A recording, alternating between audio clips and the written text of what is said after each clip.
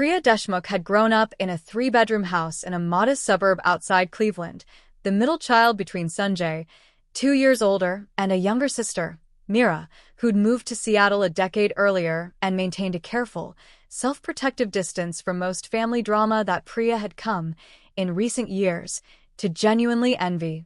Their father, Ashok, had worked as an accountant for a mid-sized manufacturing firm for over 30 years, steady and risk-averse in a way that shaped the entire household's relationship to money, careful, anxious, prone to treating any significant financial decision as a potential catastrophe waiting to unfold. Their mother, Lakshmi, had stayed home while the children were young and later worked part-time at a pharmacy and had developed, over the decades, a particular gift for narrative management within the family, a way of shaping which accomplishments got discussed at length among relatives and which got quietly minimized, regardless of their actual scale or significance. Sanjay had always occupied a specific, protected position in this narrative architecture. He was charming in an easy, unself-conscious way, quick with a joke, comfortable commanding a room, and their parents had spent his childhood and young adulthood treating these qualities as evidence of some larger, unrealized potential that simply hadn't found its proper outlet yet. He'd bounced through 3 different colleges before finishing a business degree at 26, had cycled through 5 different jobs in marketing and sales over the following decade, each one described to relatives, in a moment, as the opportunity that would finally let him really take off, each one ending, within a year or two, in some combination of layoffs, personality conflicts with management, or Sanjay's own restless dissatisfaction with work he found beneath his abilities. He currently held a mid-level marketing coordinator position at a regional retail chain, a job he'd held for just over 2 years, longer than any previous position, though Priya had noticed, during recent family gatherings, that he'd already begun making the kind of restless comments about feeling stuck that had historically preceded his departure from previous roles. Priya, by contrast, had been quiet and methodical for as long as she could remember, drawn to computers early, teaching herself to code from library books during a childhood where the family's modest budget didn't extend to extracurricular enrichment programs. She'd studied computer science on a partial scholarship, worked for 6 years at a mid-sized tech firm after graduating, and had left at 29 to start her own software consulting practice, initially just herself and a college friend working out of Priya's cramped apartment, building custom data infrastructure solutions for mid-sized manufacturing and logistics companies who needed more sophisticated systems than off-the-shelf software could provide. The business had grown slowly at first, then with startling speed once Priya landed a contract with a regional logistics company that led, through referral, to a much larger engagement with one of what would eventually become 3 separate Fortune 500 clients. By the time she was 33, her firm employed nearly 40 people and had a reputation solid enough that a much larger consulting conglomerate had approached her with an acquisition offer substantial enough to make her accountant audibly gasp during the conversation where she described it to him. Priya had turned the offer down, choosing instead to keep building the company herself, a decision that had left her, 18 months later, with both a thriving business and, following a smaller but still significant secondary investment round she'd used to buy out an early co-founder stake, enough personal capital to purchase a 7-bedroom house in the hills outside the city entirely in cash.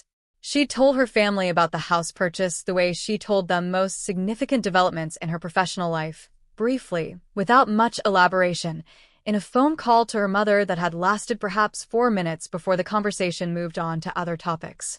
This wasn't false modesty on Priya's part so much as a learned, protective instinct developed over years of watching her professional milestones land strangely within the family's established narrative structure. She remembered, with a specific, still tender clarity, the family dinner several years earlier where she'd mentioned closing her first 6-figure contract, only to watch her mother pivot, within minutes, into an extended, admiring account of Sanjay's recent promotion to senior coordinator at his then-employer, a title that Priya had later learned came with no actual salary increase and represented little more than a rebranding exercise the company had used to avoid giving out raises that year. Lakshmi had a habit, when introducing Priya to new acquaintances or extended relatives, of describing her career as something with computers. "I don't really understand it," delivered with a small, dismissive laugh that always landed, for Priya, with more weight than her mother likely intended, while Sanjay's job, whatever its actual substance in a given year, received considerably more detailed and enthusiastic description.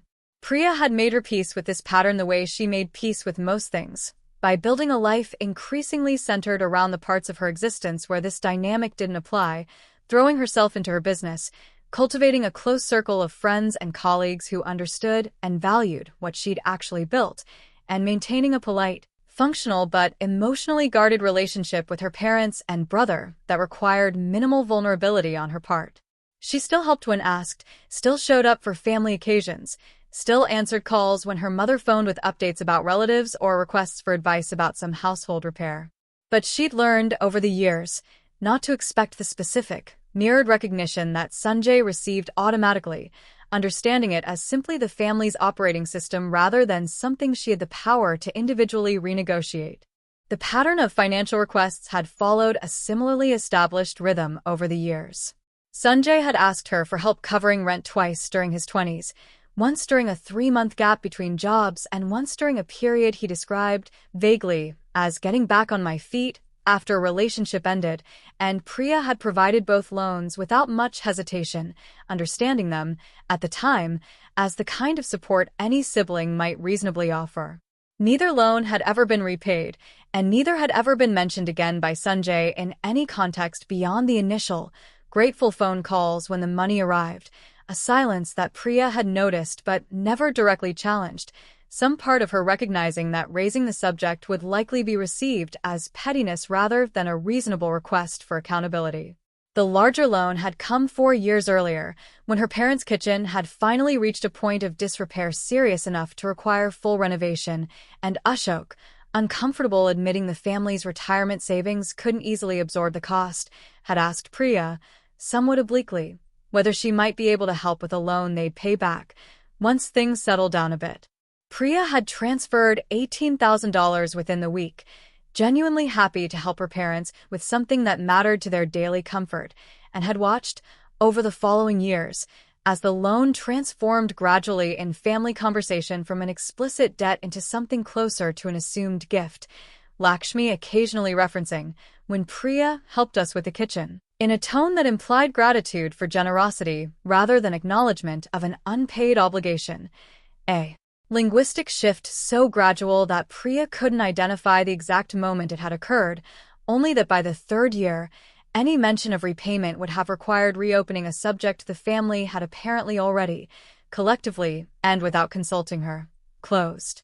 She'd purchased the house in the hills partly as a genuine reward to herself after over a decade of careful, exhausting work, and partly, if she was fully honest in her private moments, as a kind of quiet declaration of a life built entirely on her own terms: 7 bedrooms, a pool she used most mornings before work, a home office with the kind of natural light she'd fantasized about during years of working from a cramped apartment desk.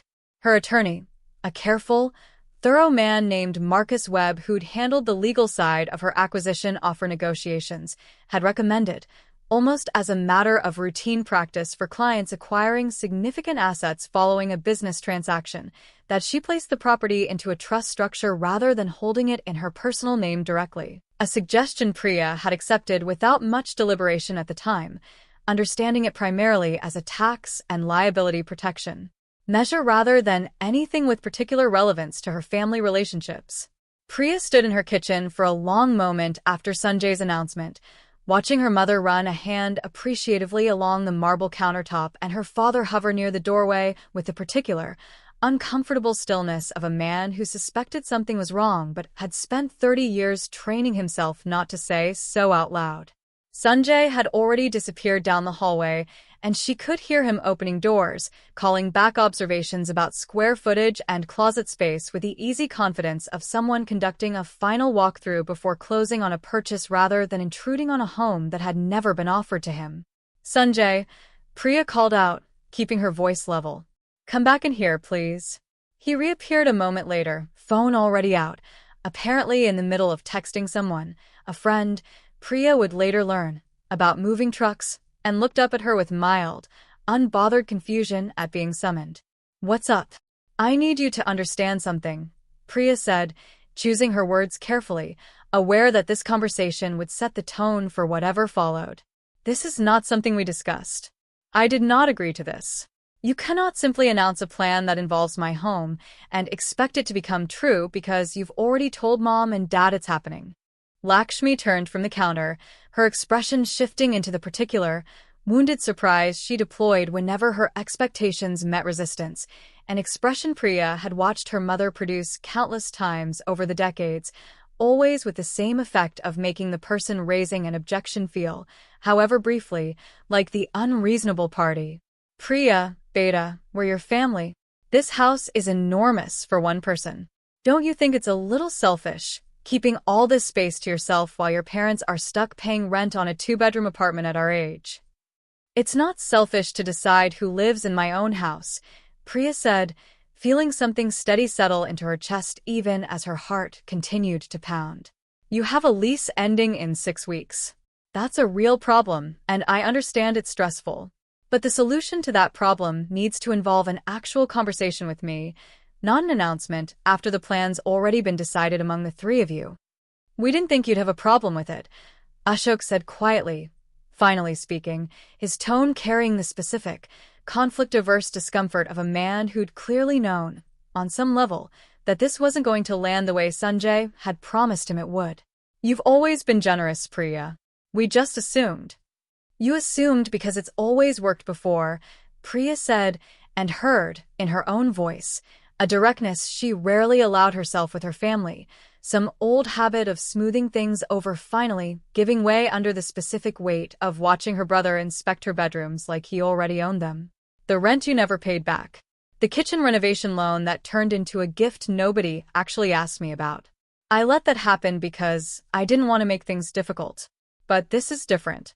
This is my home, and I am telling you now that the plan Sanjay announced is not happening." Sanjay's easy confidence finally cracked, something sharper entering his expression. "Wow, okay, so you're just going to leave Mom and Dad without anywhere to live? That's really who you are right now." "I didn't say that," Priya said. "I said the plan where the 3 of you move into my house without asking me is not happening. There's a difference, and you know it, and framing it as me abandoning our parents is exactly the kind of manipulation that's gotten you everything you've ever wanted from this family without ever having to actually ask properly." The room went quiet. Lakshmi's mouth opened and closed once, apparently searching for a response and not immediately finding one. Ashok stared at the floor. Sanjay's jaw tightened, and for a moment Priya watched him recalibrate, some old instinct clearly telling him that a different approach might work better than direct confrontation. "Look," he said, his voice softening into something more conciliatory, "maybe I jumped the gun a little on how I brought this up. But can you at least think about it? Mom and Dad genuinely don't have a great plan for after the lease ends, and I figured, since I'm between apartments myself right now anyway, it just made sense to consolidate. You've got 5 empty rooms sitting here doing nothing." "I'm not going to think about it," Priya said.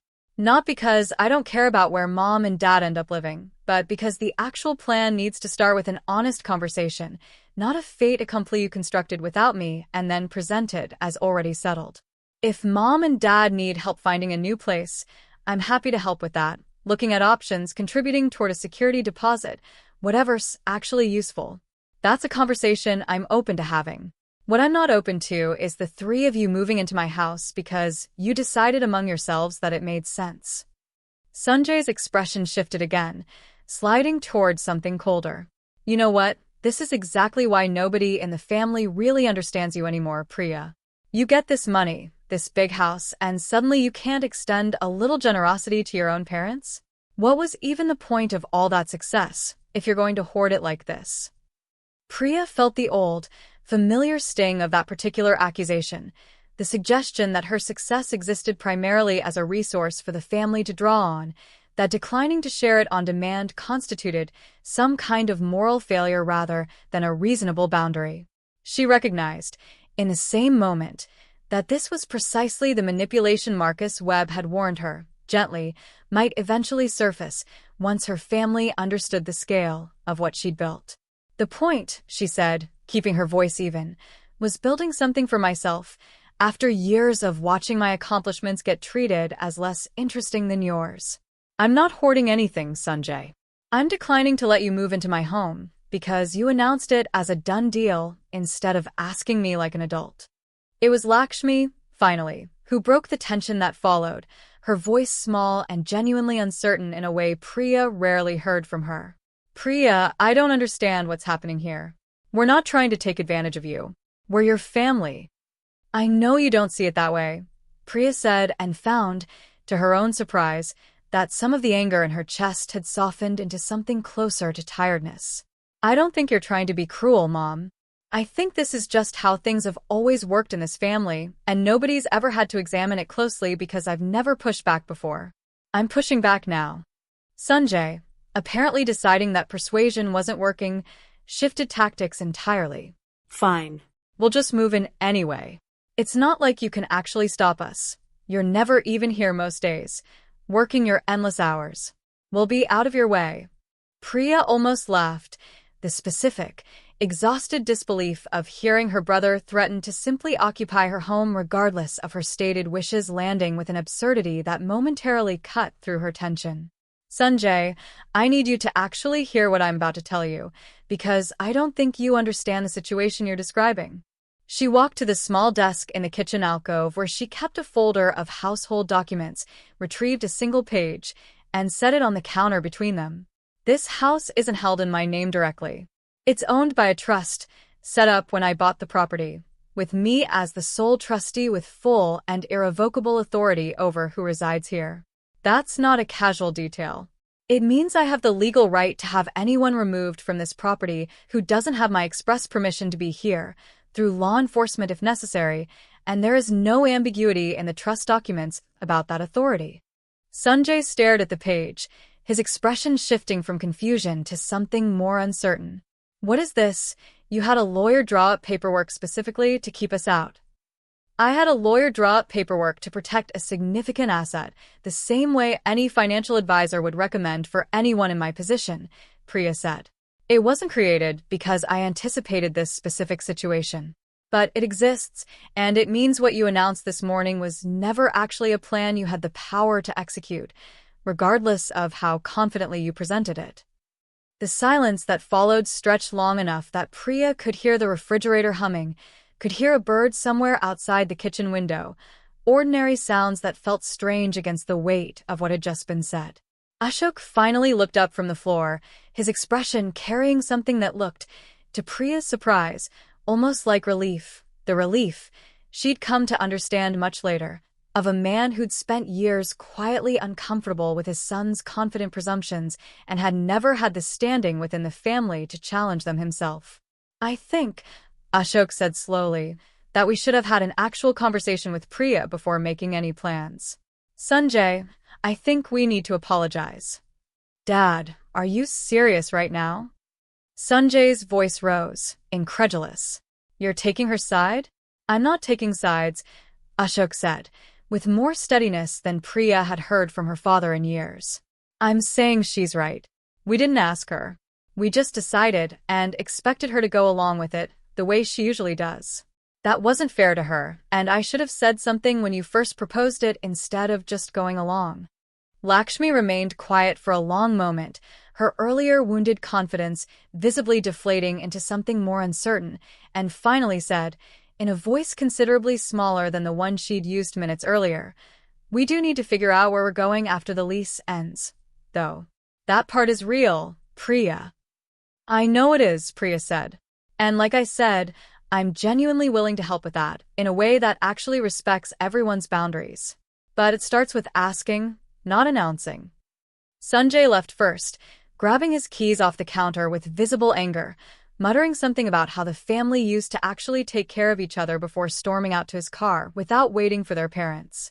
Ashok and Lakshmi lingered a few minutes longer, an awkward, unresolved tension hanging over the kitchen that hadn't fully cleared by the time they left, but Priya noticed, as her parents said their goodbyes, a difference in her father's demeanor, something steadier, more present, than the conflict-averse silence he usually retreated into during family disagreements. In the weeks that followed, Priya kept her word, spending several evenings researching apartment options near her parents' current neighborhood, ultimately helping them secure a comfortable two-bedroom unit and contributing toward the security deposit as a genuine, freely offered gift rather than an assumed extraction.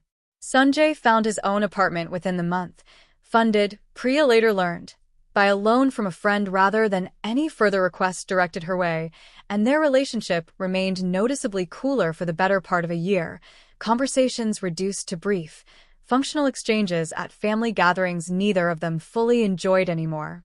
But something had shifted permanently in the family's underlying architecture, a recalibration that extended beyond just the specific incident of the house. Ashok began, gradually, speaking up more often in family discussions, no longer simply deferring to whatever plan Sanjay or Lakshmi had already settled on before consulting him. And Priya, for the first time in longer than she could remember, found herself occupying her own home without the low, persistent hum of obligation she'd carried for years.